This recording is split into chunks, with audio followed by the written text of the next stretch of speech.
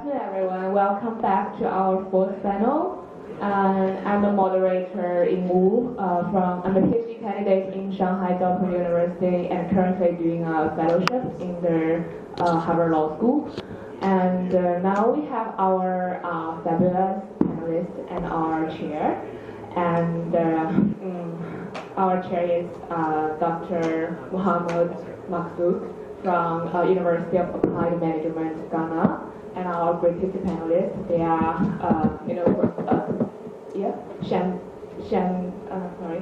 Shandeep. I think you're muted from that's what you were. Is it because Yeah, sure. Sorry, we need another laptop for the Our first panelist is Sandeep Bohadawada from Ashoka University, and our second panelist is Yasmin Dula from Cambridge University, and the third panelist is David Su from University of Michigan. So we will begin our panel from Sandeep. So yeah, the floor is yours, Sandeep. I'll give a very brief introduction about Sandeep. Sandeep is a doctoral candidate in history at Ashoka University, India. He has a master's degree in international relations from University of Chicago. His research interests include Indian diplomatic history, decolonization, and Cold War in Asia. His doctorate thesis explores the evolution of India's political economy and conceptual relationship with the East Asia region from the 1920s to the 1950s. Particularly, he is interested in examining India's changing location in the conceptual geography of Asia. So, Sandy? Yeah. So my paper is essentially a historical examination of intellectual debate between three political leaders of Asia: Nehru, Sukarno, and Kotelawala. It was a very public debate that played out in several international conferences in 1950s and 60s, and had very high political stakes for the Third World movement as a whole, and also led to a lot of bitter acrimony between these three leaders. And the debate essentially revolved around this one question, which was how to define the concept of colonialism in a decolonizing world. So there's a conventional way in which we think about colonialism, which is European political domination of Asia and Africa in 18th and 19th century. Of course, it's a very narrow and very specific definition, and political scientists have grappled for a long time how exactly to define colonialism in a more broader sense. And as decolonization started to take hold in 1950s in first Asia and later in Africa, the Third World leaders were also not very satisfied with this narrow definition. They wanted to expand it, but they couldn't really agree on how exactly to do that. And the debate mattered because of a couple of important reasons. One is that it was the shared trauma of colonialism that in many ways defined Third World, brought it together and defined it as a group. And because anti-colonialism was such an important goal for the Third World movement, the definition, a common understanding of what is colonialism was important not just for understanding the identity of this group, but also deciding what would be its future direction. So what I'm trying to do is try to capture this debate by focusing on three Asian leaders and their interpretation of colonialism. So one is Jawaharlal Nehru, who was India's first Prime Minister, Sir John Kotelawala, who is a lesser known figure in Asia. He was Sri Lanka's third Prime Minister, and both Prime Ministers were a very short time in mid-1950s, and Sukarno, Indonesia's first president. These three leaders spent majority of their political career essentially fighting against colonialism. But it is very interesting that when decolonization came, they couldn't really figure out how exactly to come to an agreement about the definition. It's something that should be worried about even in 1950s and 1960s. And what he termed as neo-colonialism, this idea of Soviet domination over Eastern Europe, but also Soviet communist penetration of Asia, and even intra-Asian and intra-African colonialism is something that is considered part of the part and parcel of this overall idea. And he never said it in so many words, but it is clear that one of the undercurrents in his thinking is coming from this traditional Sri Lankan concern of Indian imperialism, because India is a much larger neighbor that they have, which has always dominated Sri Lankan politics, which was playing out in some ways in this thinking. He also interestingly stressed the definition of colonialism to focus not just on political domination of another nation, but also imposition of institutions and way of life of one nation upon another. Third figure in our story is Sukarno. Sukarno believed that instead of new colonialism, the one that Kotelawala was warning about, the real fear is actually new colonialism, or what he called neocolonialism. And he essentially said that instead of worrying about new powers coming in and replacing the old colonial powers, what we should be worried about is old colonial powers trying to hold on to their influence on their former colonies through various subversive and coercive means, through means like economic penetration or cultural invasion, military provocation, political subversion.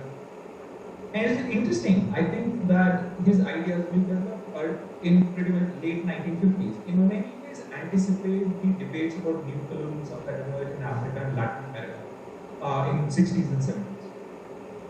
Now, in my paper, I get into a lot of various factors, personal, ideological, and political, that fit into construction of these three different interpretations of colonialism.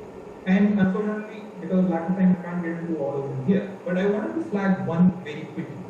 And I think that perhaps you can get into this in more detail in discussion, during the discussion, if technology allows. Which is that one of the reasons the three leaders were presenting different ideas of colonialism in international discourse was because was being fed by the way they were interpreting their colonial experience in the post-colonial political life of their nation, especially how the colonial experience fit in with the narrative of nation building that they were establishing after independence. So, not so much about the actual colonial experience as how the memory and the perception of colonialism was reinterpreted after independence. So, in case of India, there was a desire to move on. There was a sense that colonialism was holding India back from modernization. In 1947, India got independence, colonialism was done with, and now, full steam ahead, India can get into the Nehruvian modernization project. There was a deep desire to move on from the colonial baggage to a great degree in the political discourse. As opposed to that, Sri Lanka had a different approach. Sri Lanka, where the ruling party, UNP, which was Kotelawala's party, had a little bit more affinity and a little bit more tolerance towards old colonial ways.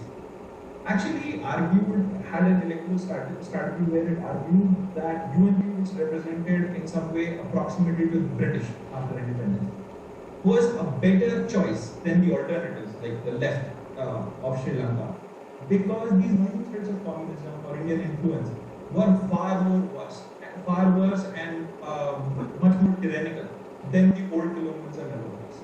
And so framing the threat of new threats as opposed to the old colonialism.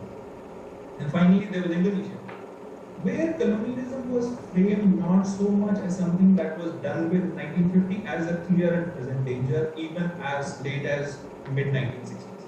There was this sense that the colonial artifices in different manifestations were still present and still threatening Indonesian sovereignty and development.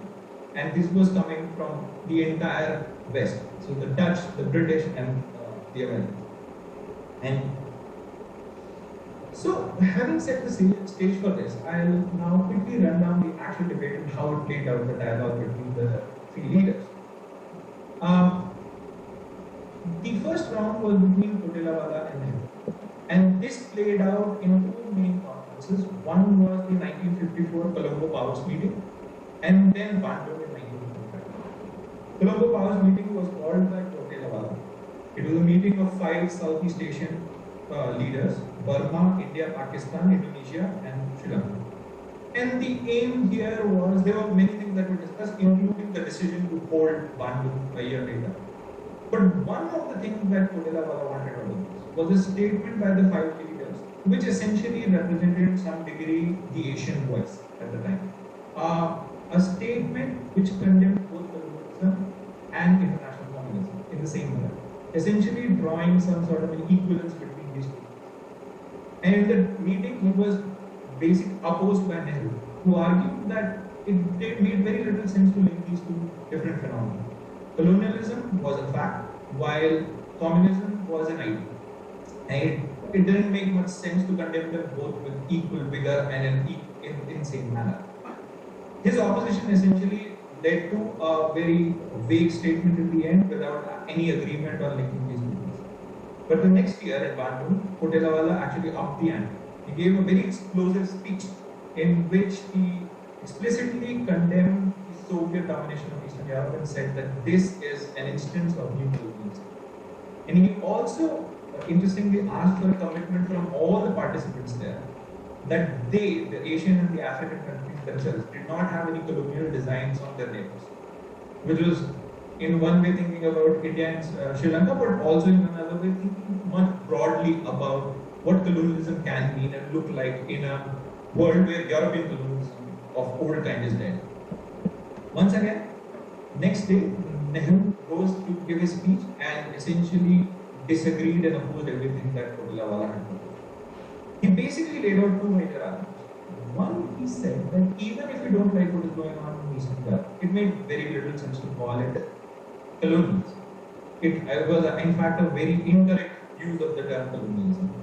And the way that in post-war world order, sovereignty was marked and noticed, one of the ways it was done was by things like UN membership, things like international recognition.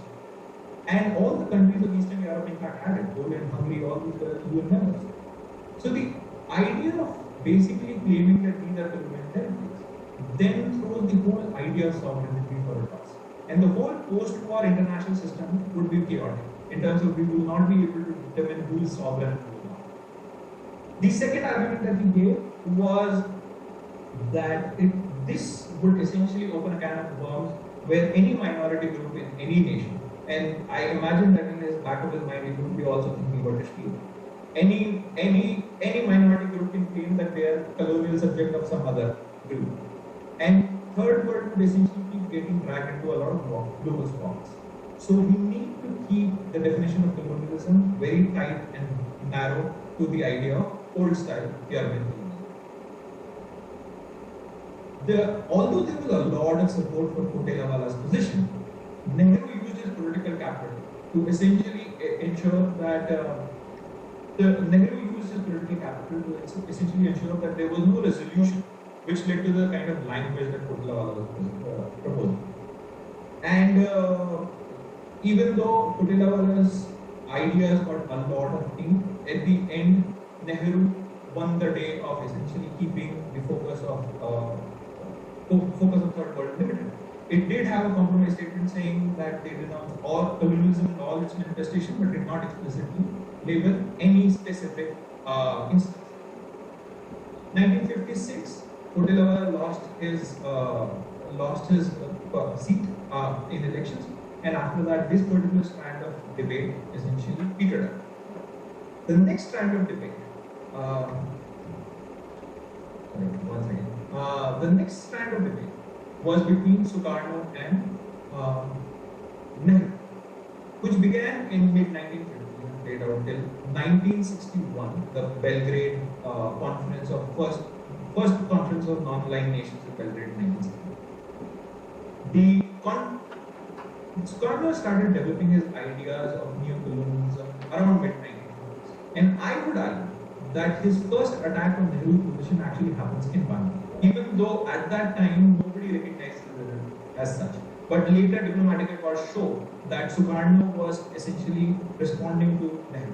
In his inaugural address of Bandung, he says that we keep hearing that colonialism is dead, this mantra that Nehru often repeated. But in fact, let me tell you, colonialism is not dead. Colonialism is alive and well in Asia and Africa, and in fact, it is coming now modern dress of political subversion, of economic penetration and cultural penetration. But during this time, this speech essentially goes without recognition and any response from Nehru. Over the next few years, Sukarno keeps developing his idea of new colonialism and much more deeply, and he lays out his vision at many different international conferences, and including the famous speech in 1960 in the United Nations. But finally, he confronts Nehru in 1961 during the Belgrade Conference. In Belgrade Conference, Sukarno delivers a speech in which he argues that the root of all geopolitical tensions in the world today, in some way or another, is basically colonialism and imperialism, and this international world order, which is there just to prop up these colonial forces. In fact, he argues that the Cold War is a sideshow, which is a distraction, and the focus of the third world needs to be colonialism, anti-colonialism, and that needs to be the direction of non-aligned growth. It's a very powerful idea at the time. Once again, Recording in progress. Nehru gets on stage and he delivers his speech, and it is basically a rebuttal of Sukarno's position. And he says that we are all for anti-colonialism and anti-imperialism, but that is not the first order of business. The first order of business has to be maintenance of world peace, of essentially staving off Third World War, which can come out of Cold War, if Cold War turns hot. He interestingly says that colonialism is dead, Sorry, and there is no way to revive it. And I can guarantee you that it will fade out on its own. It doesn't require any kind of anti-colonial force. In fact, this is very interesting that in 1960, that he basically says that anti-colonialism sentimentally are to a certain degree an anachronism, not needed anymore. These are slogans of the past, and we need to move to the future. Once again, there is a lot of support to Sukarno's idea in 1961 Belgrade Conference.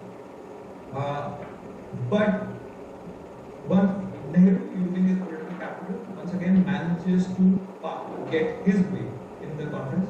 And I just want to check if there is a problem with my presentation or something like that. If you could just type.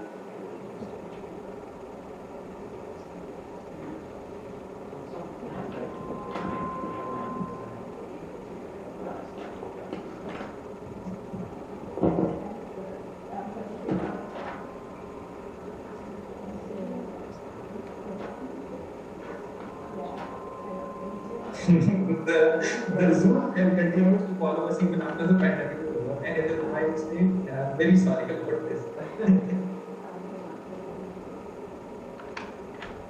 Hi, Sandeep. Hi, Sandeep, can you hear us? Okay, can you give us kind of the conclusion in 1 minute because of the time? Or am I done? What should I do? I'm sorry, could you repeat?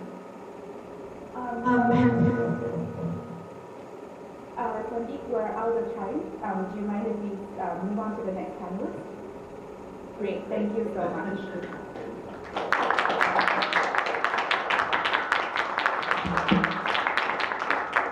Thank you very much for Sandy's presentations. And now we have our next presenter, Yasmin. She is a PhD student at University of Cambridge.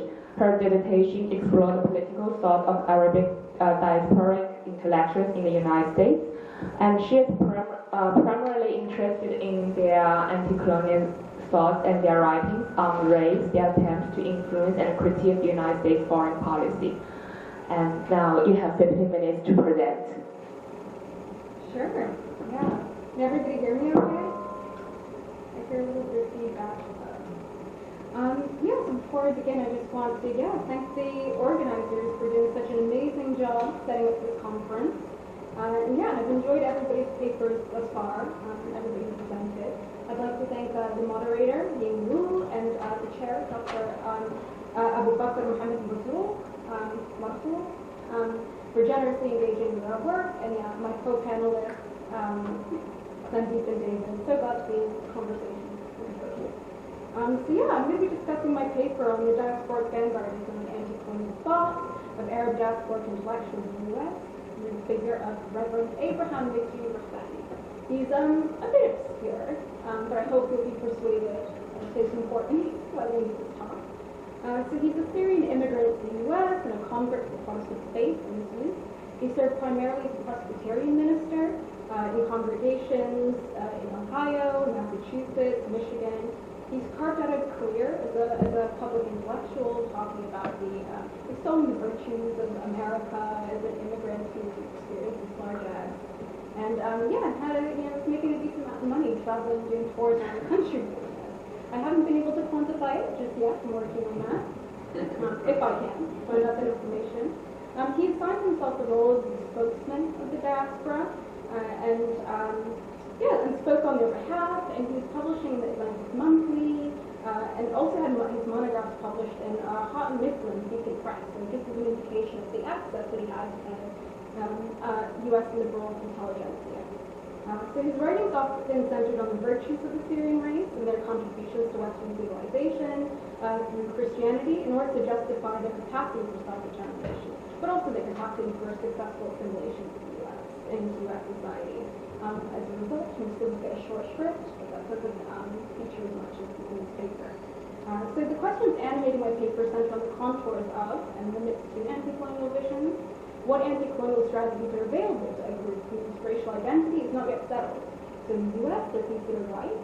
1915, they win the racial prerequisite case, and they're considered white legally, but colonial subjects elsewhere, so it's a bit of a sticky situation for them. So what pathways to self-determination and independence were offered in their anti-colonial teleologies? That's also something of interest to me. And why is it that in the heyday of the most utopian interpretations of Wilsonianism and self-determination, did Arab American intellectuals advocate for U.S. guardianship in the Mashriq, which is the Ottoman territories of contemporary Syria, Lebanon, and Palestine, rather than push for outright independence? And this was, definitely something that's agreed upon amongst the Arab diaspora intellectuals in the U.S. who were on the mission. So from his position as a Syrian American representative, Rafani thought it prudent to preempt the discussion of what to do with the Arab East in the face of the impending collapse of the Ottoman Empire. So in 1918, he published a monograph, America's Fate in the Near East, advocating for U.S. stewardship over the region to help it reach the requisite level of civilization for self-determination. I contend that Rafani's proposal invites a reassessment of the Wilsonian moment and diasporic anti-colonialism during World War I. I argue perhaps counterintuitively. At first glance, that this text constitutes an expression and articulation of anti-colonial thought, revealing alternative paths of self-determination which do not demand outright independence or autonomy.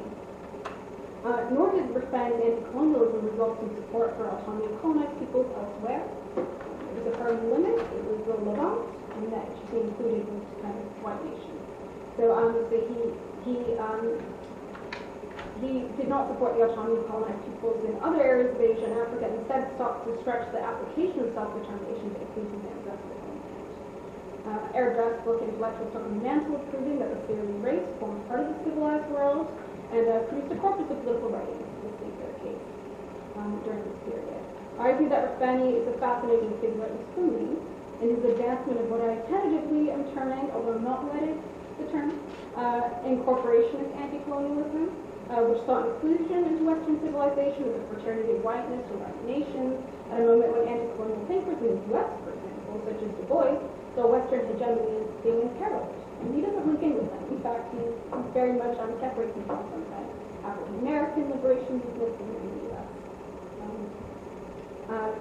Rather than repudiating white supremacy and the primacy of European imperial powers and their allies, the United States, Rafani argues for Syrian inclusion in the civilized world, in turn revealing the limitations of the anti-colonial narrative. The paper that I provided offered a brief examination of 3 monographs Rafani produced in English between 1917 and 1922, The Militant America and Jesus Christ. In this text, he talks about, he basically argues that, hey, I'm from the Levant, he uses Oriental discourse, the Orientalist discourses in the period, say, fixed in time, so therefore I had an intimate understanding of what Jesus was saying, I'm practically Jesus. It's his argument. So he uses this to attack pacifists and isolationists and argue for American entry into the war. He does not actually explicitly make the case for removing the kind of collapse of the Ottoman Empire or supporting Arab independence is just solely about American entry into the war. His second text is what I'll be honing into, but the third text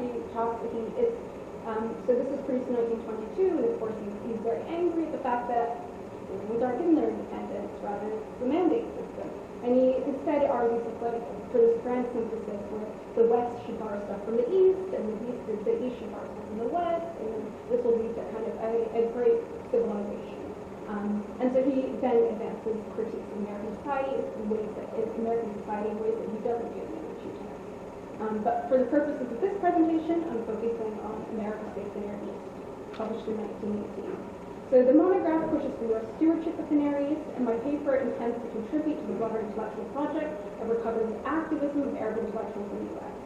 So, Rafani's work has been written about, but only in the context of his autobiographical writings. He has his memoir, but it's actually his misread text.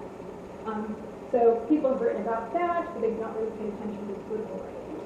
And Arab political and intellectual history is written about Rafani's political activism as a kind of delegate for the Syrians during the Versailles conference. So that's where he's discussed, and so I feel like there's something to be explored here in his contributions to the U.S. public sphere. So yeah, and I draw heavily upon the work of the scholars of the Black Atlantic, the Black Diaspora, and particularly I draw upon Laura Christman's work, where she criticizes Gilroy's Black Atlantic and talks about the fact that he engages in the diaspora vanguardism, where the New World seeks to kind of experiment in fashion with like a new Black identity, and then wants to export it to the continent. And she says, this can invite hierarchical or even imperialistic relationships, even in the name of forging solidarity against colonialism. And I see something very similar happening amongst the Syrian diaspora of the U.S. And completely ignoring the wishes of people back home in the motherland. And so crucially, I want to argue that the Arab diaspora intellectuals' modernist enterprise was much more instructive rather than collaborative. They were creating a modern Arab subjectivity in their own image, which they sought to serve as a template to both the broader diaspora and the inhabitants of the Mashriq, the countries of Levant, and their diasporic vanguardist politics extended into their anti-colonial thought. So, the text itself. During the concluding year of the war, Rafani offered both a plea and a proposal in the form of his book, America's Faith in the Near East. He expressed his hope that the United States would heed the call of the effect, as well as that of her own greater destiny to go and rescue the Near East. They're not the first Arab diasporic intellectual to write about the post-war settlement for Syria in the English language. Rafani offered the first recommendation for how the region should be governed. Though he would stop short of providing he stopped short of providing proper details. He just talks about expanding upon what form the U.S. rules would take, which is like U.S. intervene, engage in tutelage, help us reach the requisite level of civilization. His position he conveys is not a minority view, but rather the consensus held by the Syrian intelligentsia and the much afflicted old home, as he says, and the Syrian American community alike. There's no evidence to suggest this really, it's just part of his own organization. The bit about the Syrian American community. Definitely this is the consensus among Syrian diasporic intellectuals. The diaspora, he declared, believes the United States is the best country in the world, the land of true freedom, the home of justice, the country of fair play, and Syrians more broadly would view America or welcome America as a liberator. Well, it's not possible. And so he's then cited by one of his contemporaries, Habib Ketebat, who reiterates his position in the Syrian Nationalist League, which is like this diasporic political organization called Syrians under American guardianship, and he's cited quite frequently for one propaganda material. Thus American stewardship in the Mashriq was not seen as incompatible with anti-colonial thought, but rather a constitutive part of it until the creation of the mandate system. The path to self-determination necessitated this interlude or interregnum on the road to an independent greater Syria and beyond. The Rafani's principal tactic was the utilization of America's own national mythology, American exceptionalism. The first chapter of his text offers a sanitized history of the United States, which lavished praise upon the founders of the American Commonwealth. And I quote, who came to the New World with half-formed but vital desire of the Anglo-Saxons, the rights of free men. The horrors upon which the nation was built were omitted, completely in this text. So he doesn't talk about indigenous genocide, for example. He mentions slavery sort of blip on the kind of American pathway to kind of being the greatest nation on earth. I think the exact quote was that it cast out the demon of slavery. So in his telling, the United States was a nation without colonial possessions, and our entry into the war was a sacrifice made not in self-interest, but for the preservation of the principles of democracy for the world. With that foundation set, Fanny appealed to the United States' sense of divine mission to advocate for U.S. stewardship in the Arab East as a nation conceived in liberty and dedicated to the proposition that all men are created equal. This is the only kind of engagement with universalism, I find, when he's talking about kind of American principles of liberty and stuff. After that, with his anticolonialism, there's engagement with universalism. And he says, no oppressed people that is crying and struggling for the blessing of life and liberty, the pursuit of happiness, can be a stranger to such a nation. So it's kind of trying to curtail isolationist elements of his movement at the time. And looking really, he's working actively with the New York Times, like kind of people writing for the New York Times and everything. So yeah, anticipating the charge that he's in fact advocating for colonial rule, he draws a fascinating distinction. He says, I do not say that America is the best colonizer, nor that there is need to be colonized. What he needs is a big part of disinterested helper whose motives shall be above suspicion. Again, he doesn't go into detail about what disinterested helper would entail. However, I contend that's entirely the point, for Fanny likely anticipated the mandate system and created the monograph with the knowledge that the Levant will likely fall short of European metrics of modernity and civilizational development, which dominated the era, and of course, huge literature on this. And the metrics being Christianity, freedom, industriousm, amongst others. As Free Walter has argued in her work that it makes clear her assessment on U.S. foreign policy and the territories. For Wilson, Christianity is the key to progress itself. And the U.S. had a divine role in advancing the cause for freedom, liberty, and Christianity, bringing in backward nations into full civilization. So in many ways, is tailor-made for Wilson, and people who are like-minded. The European powers, he argued, were too concerned with their own welfare and covered spheres of influence, and so this is why this is his argument against the mandate system. Or as he anticipates the mandate system happening, but European powers engaging that kind of way too much. And we argue that Syrians should not be counted amongst the world's backward people. Their native individual gifts mean that they possess the proper credentials for admittance into the company of civilized thinkers anywhere in the world.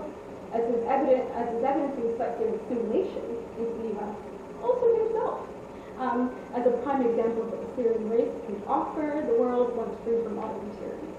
So my paper contends that diasporic intellectuals recognize the endurance of Arab colonial subjecthood pose a threat to the hard-won white state in the U.S. With the post-war settlement further tying self-determination to whiteness, Arab diasporic intellectuals recognize that they were placed in a paradoxical predicament. They could not be accepted as white and civilized in the U.S. and free from engaging autonomy, as long as their kin in the Mashriq were deemed to be colonial subjects in need of tutelage by European imperial powers. So I suggest this lent greater urgency to Arab American knowledge production informed for Fanny's political thought. So the kind of domestic project and the international project are deeply intertwined, essentially. And so Arab Americans took on the mantle of proving that the Syrian race formed part of the civilized world and produced a culture of writing, to state their case, and ultimately, that Levantine Arab diasporic intellectuals found themselves sitting astride the global color line and worked diligently to make sure they're on the right side of it, essentially. So, yeah.